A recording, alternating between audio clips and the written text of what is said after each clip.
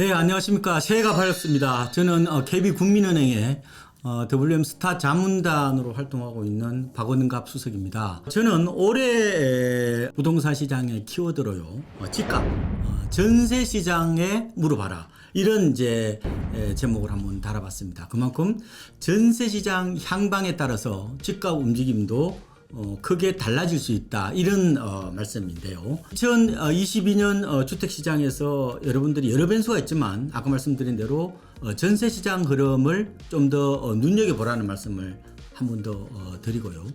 왜냐하면 올해는 임대차 3법이 시행된 지 만 2년째 되는 거잖아요. 2020년 7월 말에 시행이 됐으니까요. 그러면 2020년 하반기 이후에 전세를 재계획했던 세입자들은 이제 큰 고민을 안게 된 거죠. 지난번 정부 자료를 보니까요, 서울에서 100대 아파트 단지의 임대차 계약 가운데 갱신율을 조사해 보니까 거의 78% 가까이 됐거든요. 근데 문제는 지금 전세값 여러분 보시면 아마 놀라실 텐데, 임대차 3법 시행 이후에요, 전세값이 많게는 2배 정도 올랐어요. 그러니까 세입자들은 진짜 고민할 수밖에 없잖아요. 그래서 가장 일반적으로 해볼 수 있는 거는 목돈이 없으니까 결국은 전세금에서 약간 오른 금액만큼 월세로 돌리는 거죠. 이게 반전세 계약이 좀 늘어날 수 있다, 이런 말씀을 드리고, 아니면은 아이고 이제 전세 사는 것도 이제 지겨워, 아예 집을 살 거야, 이런 흐름도 나타날 수가 있다는 거죠. 제가 이걸 갖다가 이제 탈전세 내집 마련 수요라고 말씀을 드렸거든요. 그러니까 전세 시장에서 벗어나서 이제 집을 구매하는 이 흐름이 어느 정도 나타날 것인가가 중요하다고 보는데, 우리나라에 지금 전세 거주자들은 집값의 거의 절반 정도를 들고 있는 거 아니에요, 그죠? 그러면은 집값이 오른다고 판단할 때, 혹은 내린다고 판단할 때에 굉장히 좀 빠르게 움직이는 그런 경향들이 있어요.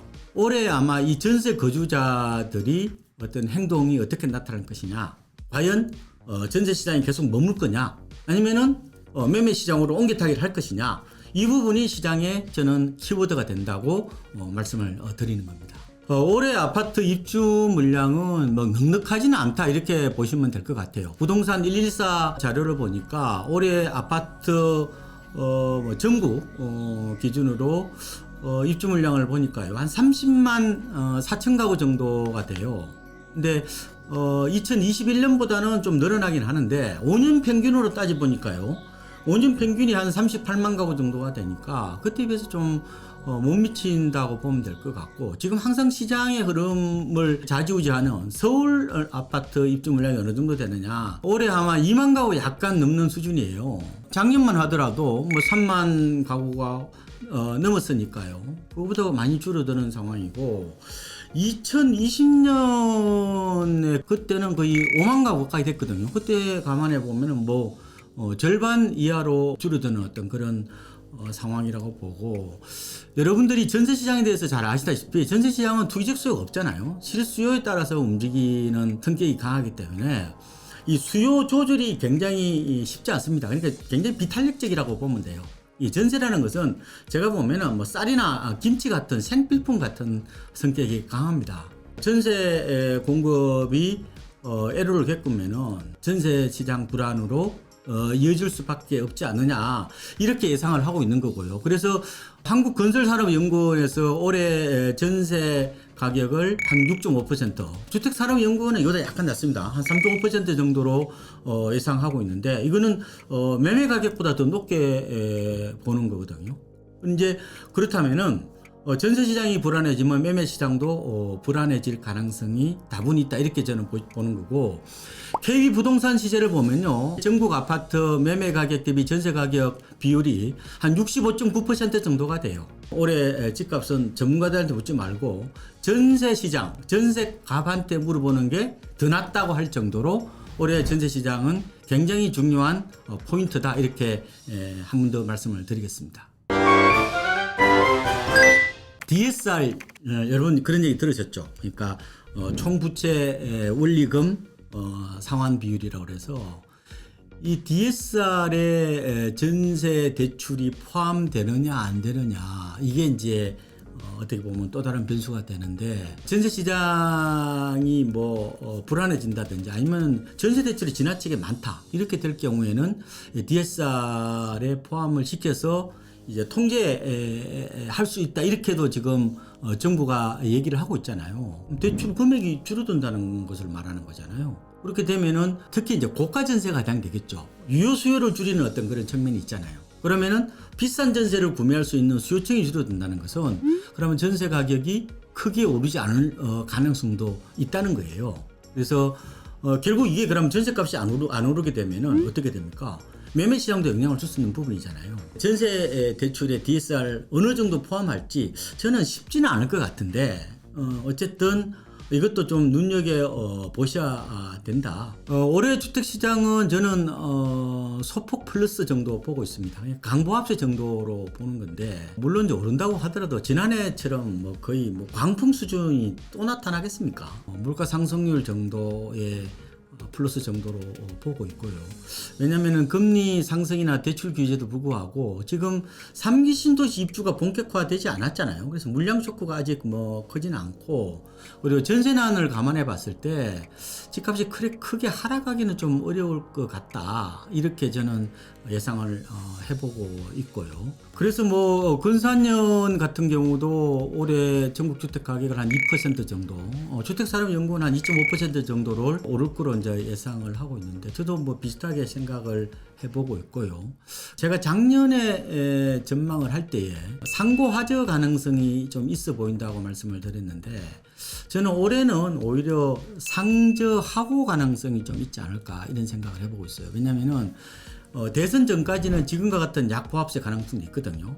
그리고 양도세 한시적 감면 가능성도 상반기에 실시할 가능성이 저는 있다고 봅니다. 그러면 매물이 나오면서 가격은 약간 약세를 볼 가능성이 있다고 보고요. 그래서 하반기 들어서 소폭 좀 나아지는 양상 예상을 해보고 있고요. 근데 아까 말씀드린 것처럼 집값이 크게 오른다기보다는 하반기에 다소 여건이 나아지는 정도로 보시면 되지 않을까 생각이 들어요. 탈전세 내 집 마련 수요를 올해 가장 큰 키워드라고 말씀을 드렸는데, 구체적으로 한 두 가지 키워드를 제가 수요자 입장에서 좀 말씀을 드리면, 첫 번째는 굿바이 영끌 비투라고 할 수 있습니다. 이 금리가 본격적으로 이제 오를 가능성이 크잖아요. 영혼까지 끌어다 쓰는 이런 레버리지 전략은 더 이상 통하지는 않는 것 같고요. 지금처럼 집값이 크게 오르지 않는 상황에서는 레버리지 투자는 오히려 내가 큰 짐을 떠안는 그런 어떤 가능성이 있기 때문에 저는 적정 대출 이런 게 훨씬 더 중요하다 말씀을 드리고, 일부 사람들은 대출은 나의 능력이고 영끌 비투는 경제학의 기본이다고 얘기하시는 분들까지 있는데, 그거는 집값이 우상향일 때 통하는 일종의 공식이라고 보고요. 만약에 집값이 빠진다고 그러면은 그거는 진짜 큰 지향이 올 수가 있기 때문에 아예 여러분들이 영끌 비투라는 말을 잊어버려야 된다는 거예요. 그래서 이제 굿바이 영끌 비투라는 말씀을 드리는 거고, 세 번째로는 울퉁불퉁 장세를 말씀을 드리고 싶어요. 지난해 어땠나요? 전국이 무차별적으로 집값이 올랐잖아요. 동조화 현상이 심해졌잖아요. 왜 그러냐? 그거는 바로 집값이 오르는 가장 큰 원인이 유동성 장세였기 때문에 그렇잖아요. 그러니까 돈의 힘으로 전국적으로 동시다발적으로 집값이 올랐지만, 금리를 서서히 올리고 유동성이 줄어드는 어떤 그런 상황에서는 모든 지역이 그렇게 무차별적으로 올 수는 없죠. 그래서 울퉁불퉁한 장세, 말하자면은 지역 차별화 장세가 나타날 가능성이 있고요. 일부 공급이 많은 지역들은 아마 올해 지방에서는 집값이 빠지는 곳도 제법 나올 수 있을 겁니다. 그래서 여러분들한테 꼭 드리고 싶은 말씀은, 전국 통계 지표를 보지 말고 우리 동네의 어떤 그런 사정을 보고 지역적으로 좀 접근하는, 그러니까 국지적 접근, 이게 굉장히 중요한 포인트가 될 수 있겠다 말씀을 드립니다. 여러분, 최근 들어서 부동산 시장의 특성은 변동성 쇼크라고 저는 표현을 하는데, 오를 때는 생각보다 많이 오르고요, 내릴 때는 생각보다 많이 빠집니다. 물론 이제 이거를 너무 공포주의에 빠질 필요는 없지만 조금 위험한 장세인 것은 맞잖아요. 그래서 좀 조심하시는 게 좋을 것 같고, 특히 실수요자들이라도요.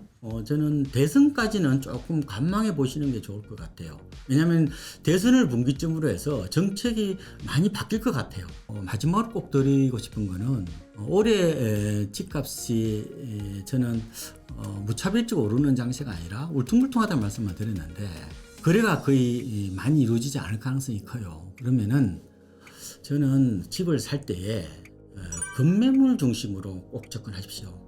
올해는 급매물이 제법 나올 겁니다. 그래서 시세보다 한 10% 정도, 이 정도의 싼 매물을 중심으로 내 집 마련을 하시라. 그래서 이런 말이 있어요. 싸게 사면 모든 게 용서된다는 말씀이 있어요. 그러니까 올해는 무엇보다도 매입가를 낮춘다는 어떤 그런 전략으로 내 집 마련을 해보시는 게 좀 더 지혜롭지 않을까 이런 말씀을 드립니다. 예, 고맙습니다.